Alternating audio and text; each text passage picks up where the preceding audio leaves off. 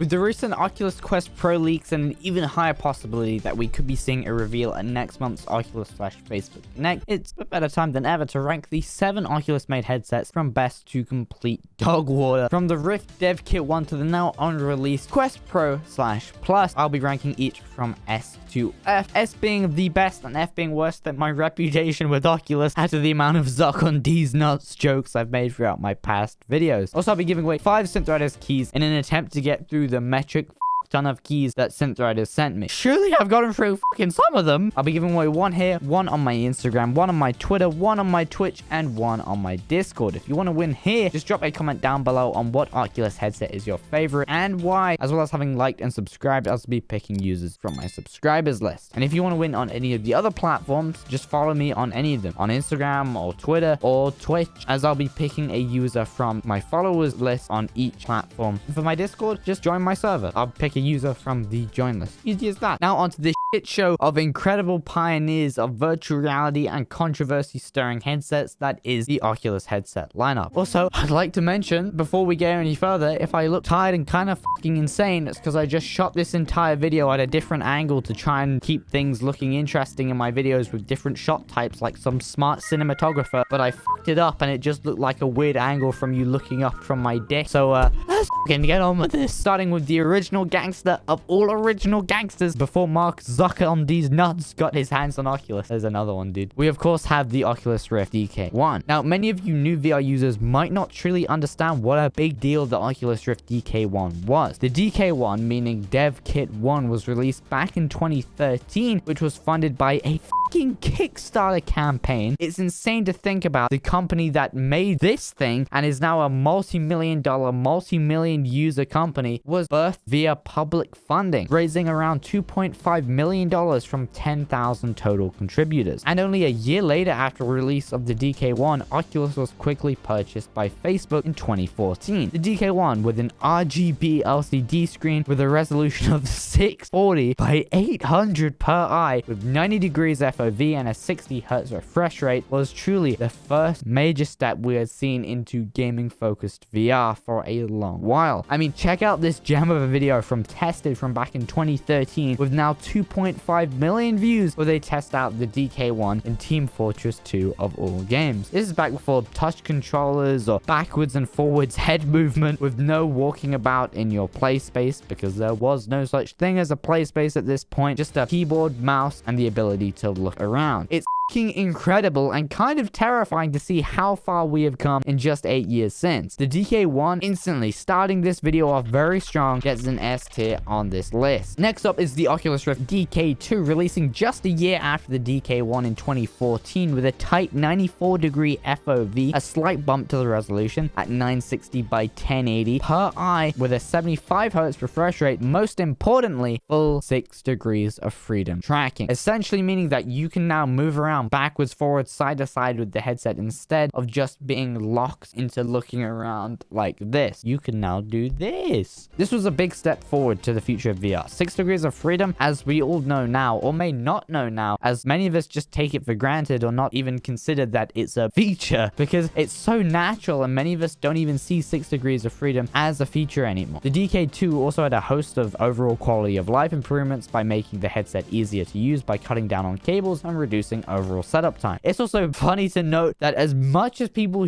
on mobile VR, although completely justified, the DK2 was actually using a screen ripped straight from the Samsung Galaxy S3. The Oculus DK2, for being yet another solid jump forwards, albeit maybe not as much as the DK1, gets an A on this tier list. Now for the ones that you're probably most familiar with at this point, next up is the Oculus Rift. Probably one of the few older headsets on this list that I can actually still kind of recommend, at least to some people. This was the first PC VR headset that I personally ever got. From Pavlov to multi-hour long streams in Beat Saber, launching my YouTube channel, I owe an immeasurable debt to the Oculus Rift. Even now, the Rift baseball cap style head strap and extendability, overall weight and design, in my opinion, is still leaps above the Quest 2's. Obviously, where the headset is dated now is in the display and the tracking method. The Rift rocks a 1080 by 1200 per eye resolution and was the first Oculus headset to have a 90 Hz refresh rate. Where the headset seriously falters, however, however, is in its tracking. The Rift required at least 2 USB-powered sensors that would commonly disconnect and need extensions due to their short tethers, which would then cause them to disconnect even more, have users mess with USB power settings to prevent tracking loss, and even then, once you tried to troubleshoot everything, there'd still be a few problems. How far we've come to not even need these spy cam looking sensors, and just to have it all contained within a headset. It is worth noting that the Rift still has one of the best audio solutions for any VR headset, using these 2 soft on-ear headphones that were seamlessly and beautifully integrated into the head strap. The audio quality definitely wasn't index level good, but also wasn't Quest 2 level dog water. The Rift also introduced the touch controllers, pioneering the same style of grip and button layout that we would still be using today on Quest controllers. These are still amazing and comfortable controllers, and they were absolute tanks. You could throw these things at a wall full speed and they wouldn't even scratch. Shown by this clip from one of my old Twitch streams.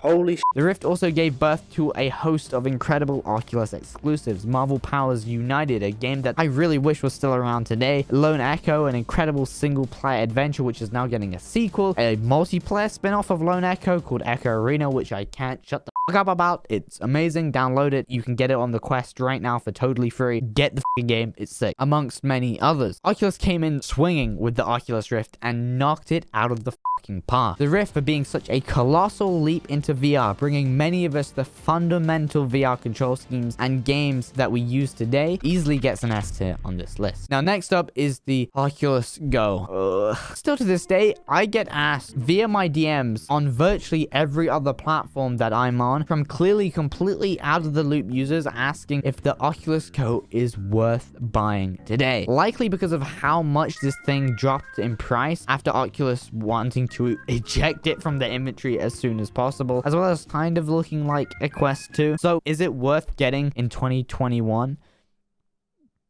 The Oculus Go released in 2018 with a 1280 by 1440 per eye resolution, a 60 to 72 Hz refresh rate, and was designed to be an on-the-go VR headset for a relatively affordable $200 price tag for a mainstream audience, and was completely wireless. So what's wrong with it? Well, nothing, actually, besides the fact that there wasn't really anything good about it either. It was essentially a mobile VR headset without a mobile. It had a range of pretty basic experiences and gave you the ability to watch flat screen content like Netflix and YouTube in VR, as well as experience your fair share of roller coaster experiences and anime.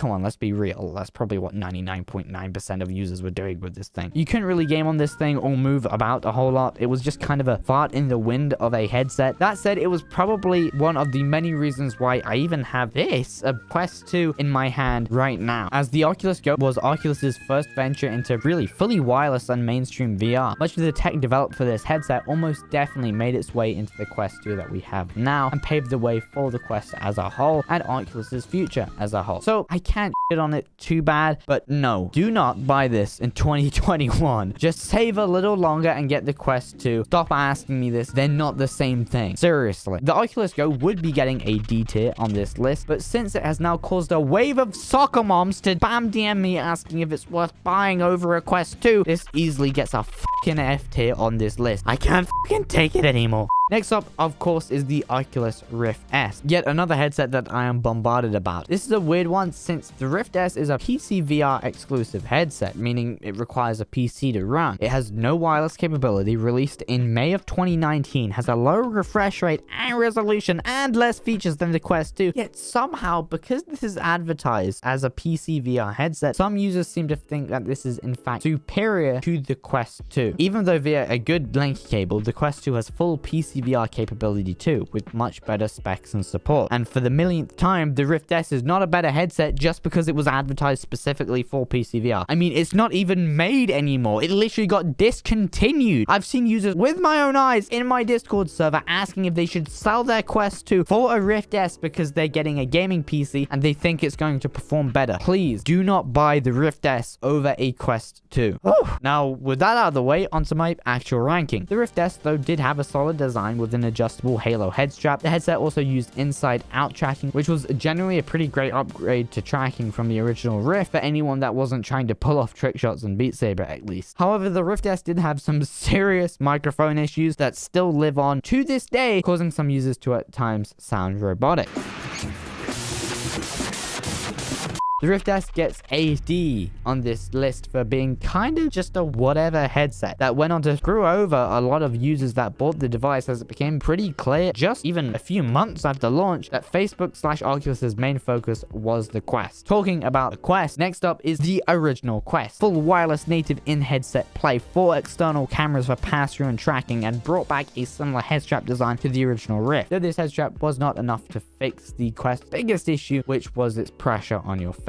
It was a big chungus of a VR headset in comparison to what we have now with the Quest 2. You think Quest 2's head strap is bad? The Quest 1 was heavy as at least for extended play sessions. The Quest also brought in many of the features that we'd soon become accustomed to with the Quest 2, continuing to upgrade upon the Guardian system from the Rift S, a higher resolution display at 1440 by 1600, though the headset was locked at 72Hz and would run you around $399 for the smaller storage option. The Oculus Quest went on to receive a host of amazing feature updates and software refinements from Oculus, like full hand tracking, something that the Rift S still doesn't have. The Oculus Quest, for being a genuinely solid headset that would pave the way for the Quest 2, of course, gets an S tier on this list. Should you buy it because I gave it an S tier? No, of course not. It's only getting an S because of what it means for the next headset on this list, that is the Oculus Quest 2. Our data tracking little friend that we all know and love. That's a joke. Please don't hurt my video, Facebook. I'm kidding.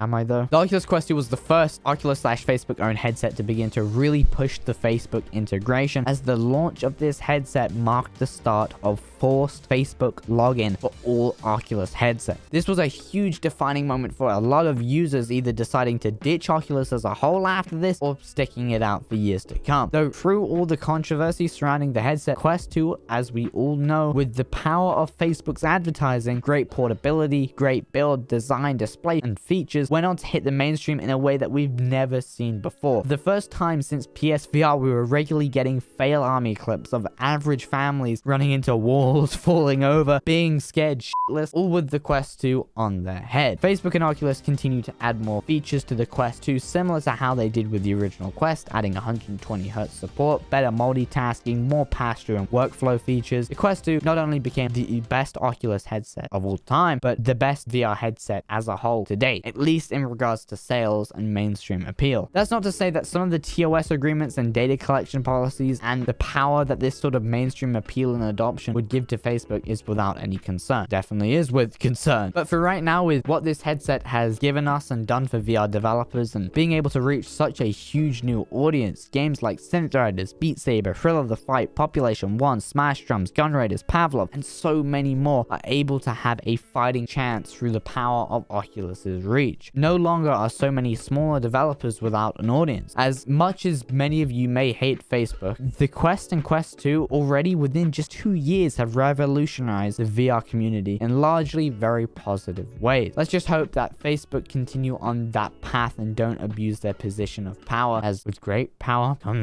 comes great responsibility. The Quest 2 easily gets an S tier on this list. But do you think I'm going to give it an F tier? Of course it's going to get a S tier. I can't not give it an S tier. 90% of my channel is about this fucking headset. It's getting an S tier. Just kidding, F tier, piece of shit heads. And if you want to win that $7, can you just drop a comment down below on what Oculus headset is your favorite and why, as well as having liked and subscribed, as we picking users on my subscribers list. And the winner from the last video's giveaway is Cake Pop. I'll be contacting you through the reply to that comment or over on your channel discussion page, so feel free to reply to me through either of those two avenues. Thank you for watching this kind of history lesson of a VR video. If you got to this point in the video, thank you. You're the true freaking MVP. I don't know why you're here, but I appreciate it. And I'll catch you guys in the next one. Peace. Bye-bye. Also, check out what I'm doing on other platforms like Instagram, where I've been posting a bunch of drone footage and one-wheel riding, which has been a lot of fun recently. Or head over onto my Twitch, where you can literally talk to me live. Or when I'm not live, you can hang out in my Discord and ask me stuff there. Alright, I'm gonna get to work on this video, as this is a 21-minute long recording. Holy shit,